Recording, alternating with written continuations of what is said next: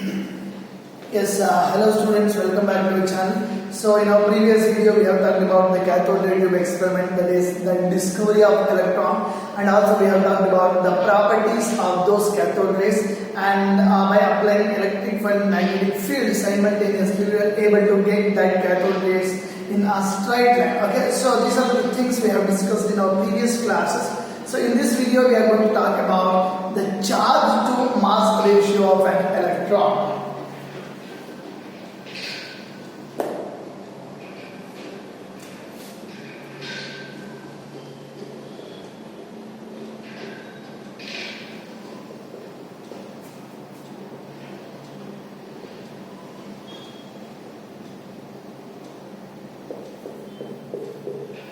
See students, we represent charge by E and mass by M. So by applying electric field and magnetic field simultaneously, we are able to get that cathode rays passing through a straight line from cathode to anode rays. So with the help of that, J. Thomson was able to calculate the charge to mass ratio of the electron. So he gave the value of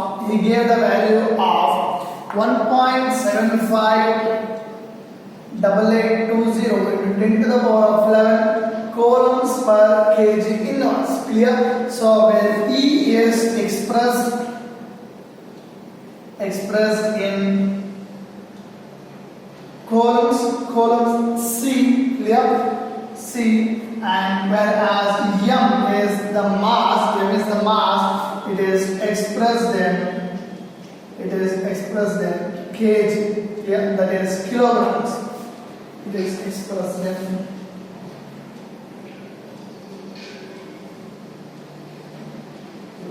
yeah. So the value of E by M is 1.758820 into 10 to the power of 11 coulombs per kg. So this is the value of charge to mass ratio. So now we have a Millikan's eye drop method.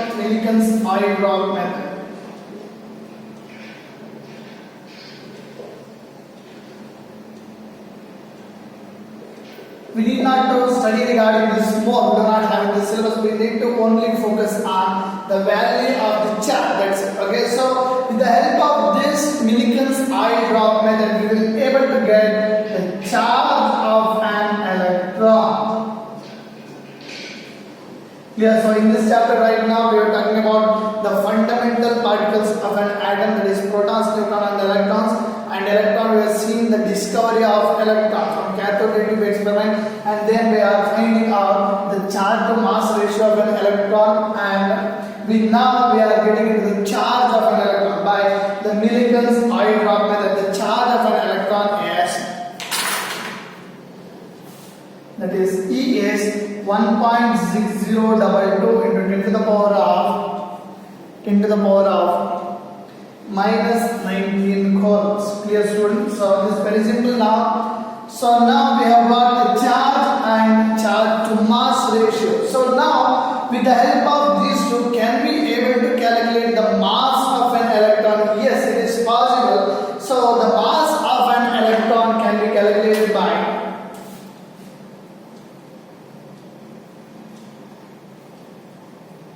mass of an electron is calculated by what? We have charge by charge 2.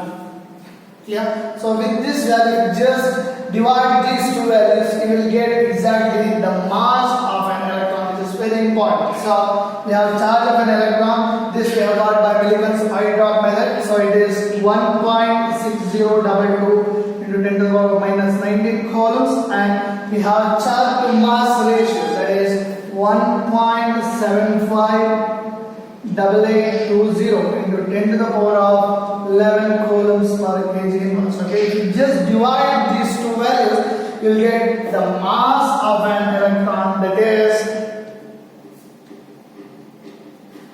9.1034 into 10 to the power of minus 31 kg. Yes, student. So this is the mass of an electron. So these are three values: charge to mass ratio and charge of an electron, and also the mass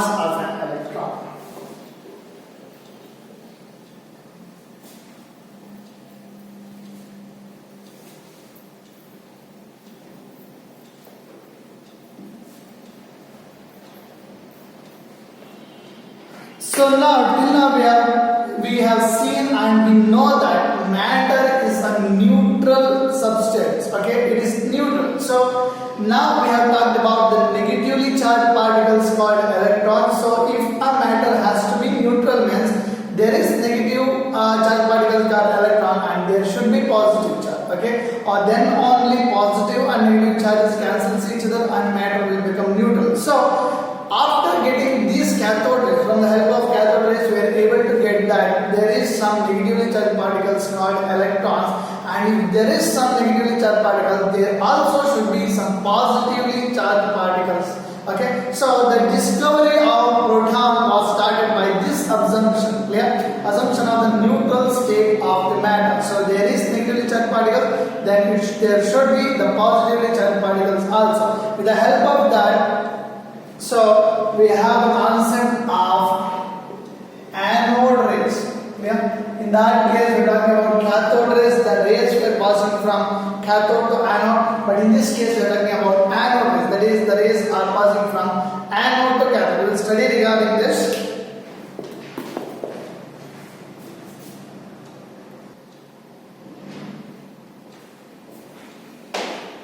Yes, students, this is the concept regarding the anode rays. I said you that right now we have talked about the discovery of electrons, that is negatively charged particles. You know that matter is a neutral thing. Okay, that means if there is negative thing, there should be positive things also. So experiments were did in order to discover the positive things in the particular atom. So okay, one such experiment was this, the experiment of the anode rays. It was given by the scientist called Goldstein. Used the same concept of the cathode ray what we have discussed in the discovery of electron. Okay, so Goldstein used a perforated U-tube, the same thing, and he passed the electric discharge at low pressure and high voltage. Okay, here also this is the key things. Okay, low pressure, maintaining very low pressure with the help of this vacuum pump, and maintaining high voltage with the help of this battery connected. Okay, so in that he passed the electric discharge at very low pressure and very high voltage, and then ray, in that case, in case of cathode ray tube, rays was moving from cathode to anode. Clear? So from negative charge, negative electrode to positive electrode it was moving, but in this case, in case of anode rays experiment, it is opposite of that. It is the rays are traveling from anode to cathode. Because of this reason, we call these rays as anode rays, because it is starting from anode and moving towards cathode. Look at the arrow mark over here. Okay, all these are pointing towards cathode. Yeah. So and then we call them as anode rays, and we have the name, one more name called cathode rays. Also cathode rays, that is different, and cathode rays are different. Cathode rays is also known as anode rays. Okay, so till now, so we have got this experiment, and the rays travel from anode to cathode. So with the help of this, we are able to notice that there are some positively charged particles in an atom, because it is moving from positive electrode to negative electrode. You know that like repels like and unlike attracts unlike. So because it is coming towards, because this is attracting towards the negative electrode, it should be a positive charged particle. Clear? So this is the that's the basic law of science, like and unlike. Regarding that law, like repels like charges, and whereas unlike attracts unlike charges. Okay. Coming to the properties of this anode rays, as in that case cathode rays was not depending on the nature of the gas inside. You know that we have gas inside this U-tube, perforated U-tube, but in that case the nature of the cathode rays was not dependent on the gas, whereas in this case anode rays depends on the nature of the gas. Yes, it is. And the second one is the value of E/M ratio. That is what the value of charge to mass ratio of an electron that we have calculated. That also was not dependent on the nature of the gas, but in this case cathode rays, that is anode rays, this E/M ratio, this charge to mass ratio is dependent on the nature of the gas. And third one, it travels in a straight line. It's the same concept as that of the cathode rays also. It's the same concept, and we have made We have made some holes over here, and with that we will pass these rays, will pass these through holes, and we have a fluorescent or phosphorescent screen over here. So when these rays touches this fluorescent or phosphorescent screen, this screen will glow. Because of this, we were able to identify that some rays are traveling from anode to cathode. Clear? So that is the, it travels on straight line.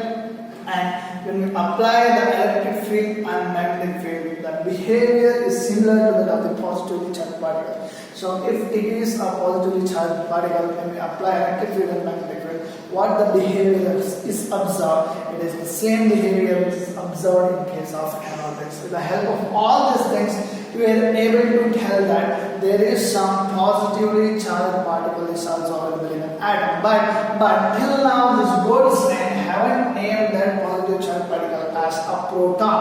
So till now, we do not have the concept of proton. We have the concept of electron, that is fixed. We have charge to mass ratio, charge and mass of an electron. But now we know only that there is some positively charged particle, but we haven't named it as proton till now. Okay, so let us discuss that in the next one. So let's go for one more thing.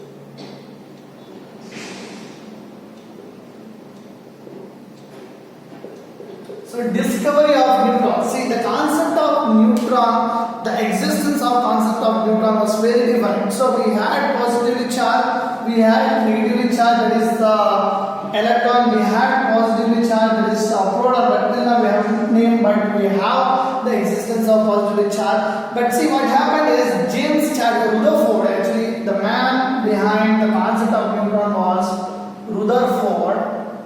But neutron was discovered by James Chadwick, but the concept was given by Rutherford. Okay, so what the observation of Rutherford was, we had negatively charged particles and we have positively charged particles, and we have even calculated the mass of this negatively charged and positively charged particles also. But when you add this, when you sum up these two particles, masses of these two particles, it was not equal to the atomic masses. Clear? So the sum of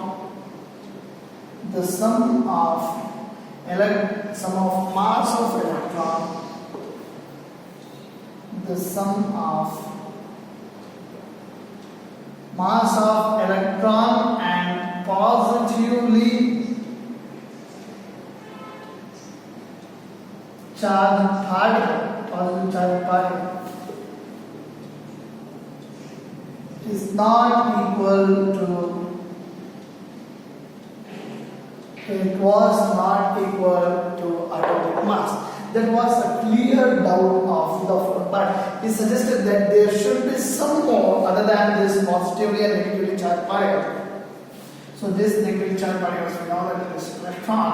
Okay, and later we even know that this is a proton. Okay, this is a proton, positively charged.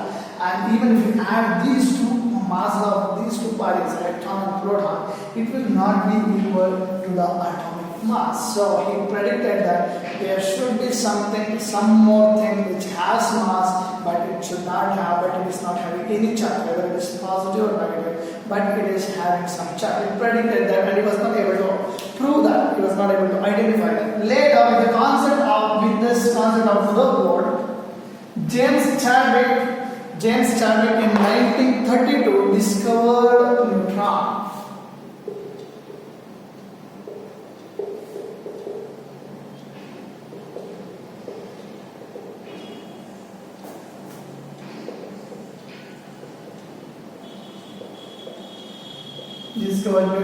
What he did was, he just bombarded an alpha particle. Alpha particle is nothing but your helium atom. Okay, he just bombarded that alpha particle to a thin sheet of beryllium, and he got some rays which was not affected by any electric and magnetic field. Then he got to know that there is some more in the atom which is having neither any charges, neither positive charge or negative charge, but it has some mass in it, and then it termed as neutron. Neutrons are generally electrically neutral. Neutrons are electrically neutral, but they have some mass. Okay, how Chadwick identified neutron? He bombarded an alpha particle. He bombarded an alpha particle to a thin sheet of beryllium, and the obtained rays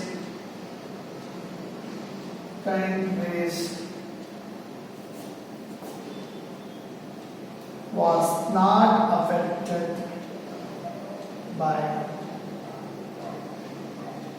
electric field and magnetic field. So with the help of this, as it is not showing any, in case of cathode rays, there was the cathode rays was moving towards upwards. Okay, as it is negatively charged, it was moving towards the positive pole of the electric field. Then he discovered that it is a negatively charged particle. So in case of anode rays, moving towards downwards, so it tells that is positively charged particle. But whereas in this case, if you apply any amount of electric field and magnetic field also, the direction of these rays was not deflected. Okay, it traveled in straight line. So with the help of that concept, he told that is James Chadwick said that there are some more thing in an atom which is neither positive nor negative, but it is electrically neutral, but it has some mass in it. Okay, so let's look at the reaction of this. We have beryllium when it is bombarded with helium. We have got an atom of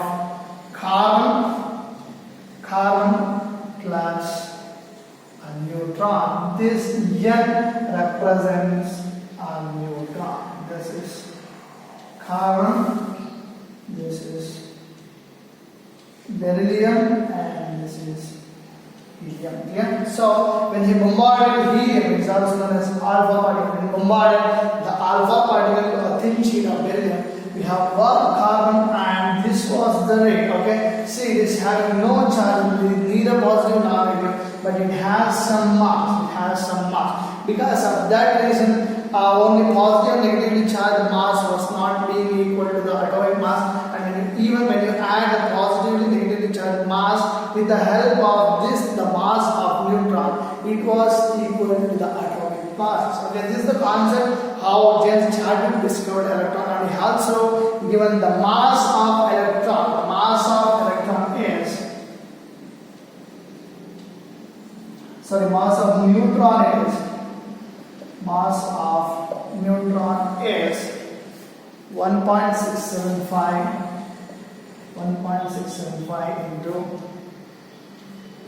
into the power of minus 27.